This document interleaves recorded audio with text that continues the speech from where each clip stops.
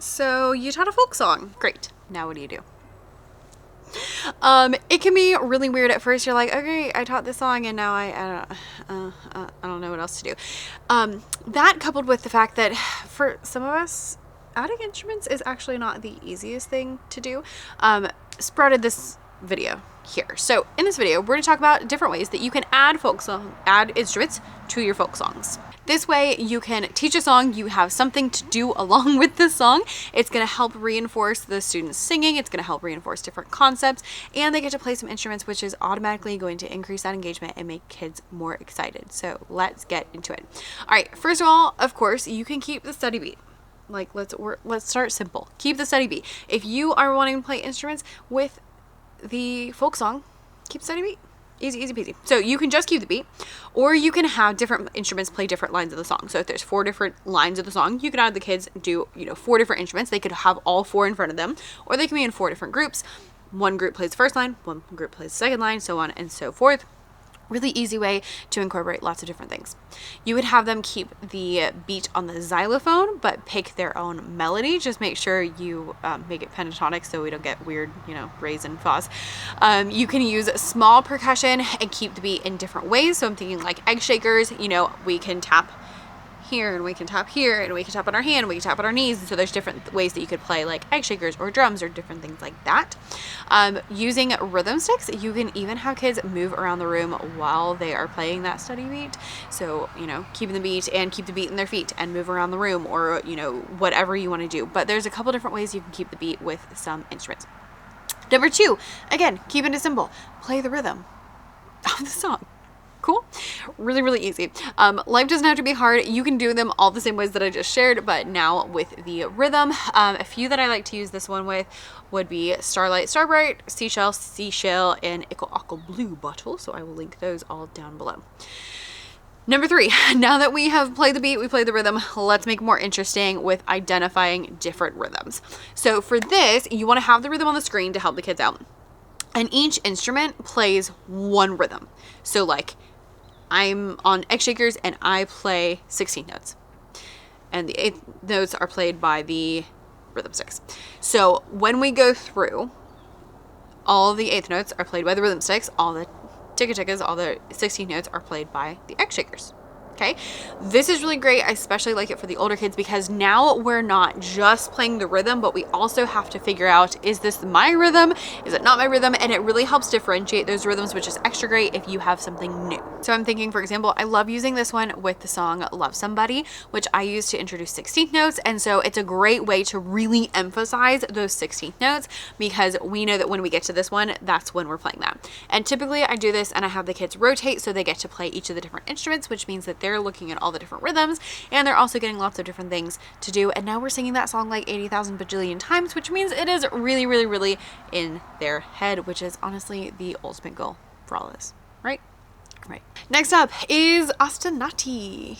Ostinatos. I did Google this word, by the way, because I was never for sure like which one it was. Apparently Ostinati and ostinatos are both correct. So we're gonna go with Ostinati because ostinatos just sounds weird to me. Can't do it. So an ostinato is a short pattern that's repeated over and over and over and over while we sing or say or play something else. When I teach this to my kids, they echo all of those things. So I say mirrors up and they repeat after me, and I say an ostinato is a short pattern we repeat over and over and over while we sing or say or play something else mirrors away. And so we go through that and practice them. So then you can add your ostinati to the songs. Cool. So specifically, I'm thinking of the song A Tisket a Tasket.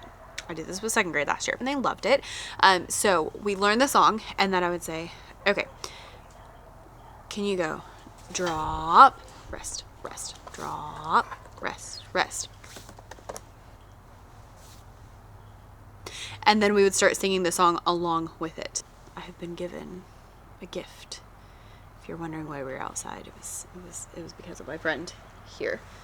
So we would go through that. Then I would say, okay, new one. Now we have rest, rest, oh no, rest, rest, oh no. And then my last one was a tisket, a tasket, a tisket, a tasket, a tisket, a tasket. So we would go through each of these. Then on the next day, we'd go through the song, we'd go through each of these, and then I'd split them into 2 groups and have one group doing one group doing the other. I especially like this one for their first Ostinati activity because I have on Oh No, the rest are at the beginning, and on Drop, the rest are at the end. So it's like drop, oh no, drop, oh no. So especially with kids who haven't done this before, it's a lot easier to like hear that difference that way and make sure they're not doing the same thing. Then if we can do it with 2, we might add instruments. If we can do it with 2, we might even add a third, but with 2nd grade, that's kind of a lot. So most of the time we don't, but it's an option.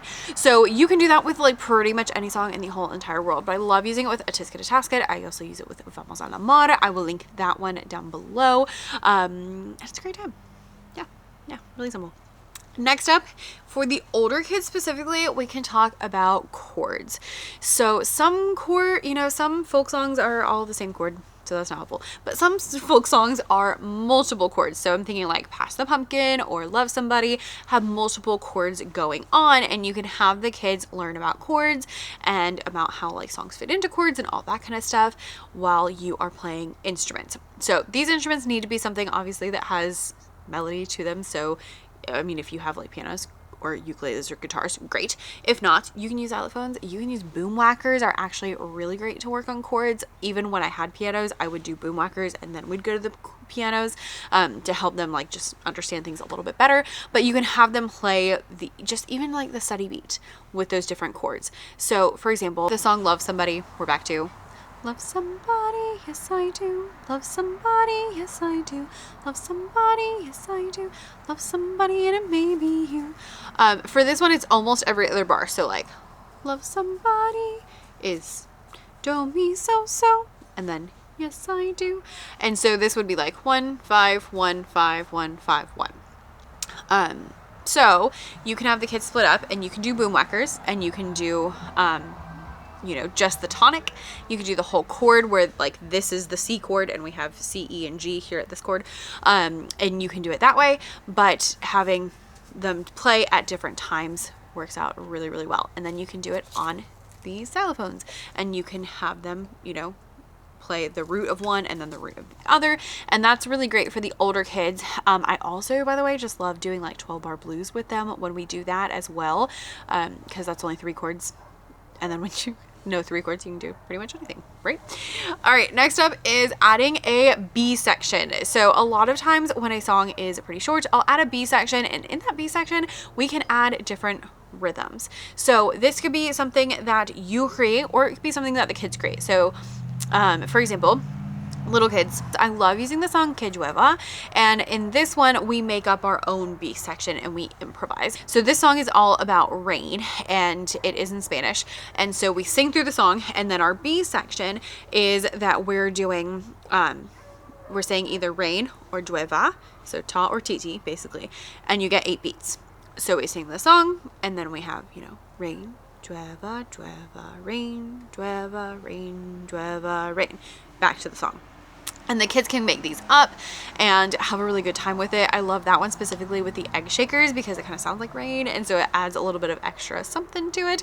But you can create your own as well. So for the song like Seashell, Seashell is a really common one. I added a B section to that is spoken. And so when we play that one, typically, actually we do it backwards, I guess. We do the rhythm on the A section, the real section, and then we keep the beat on the B section that I made up. So adding a B section is a way you can have the kids make up their own patterns, or you can have like something that you create, or you can have them create something as a class. There's a lot of different options you can do when you start thinking about it. So now that hopefully you started thinking about it, you'll start having more ideas. All right, so there's a couple different ways that you can add instruments simply, easily to folk songs. So if you're like, I got a folk song, now what do? Here's some ideas for something that you can do along with those that shouldn't take too much effort, I hope. We'll see, but your kids should like that. So I will leave links to all the songs that I mentioned down below so that you can get more information about all those different ones, and I'll see you next one. Bye.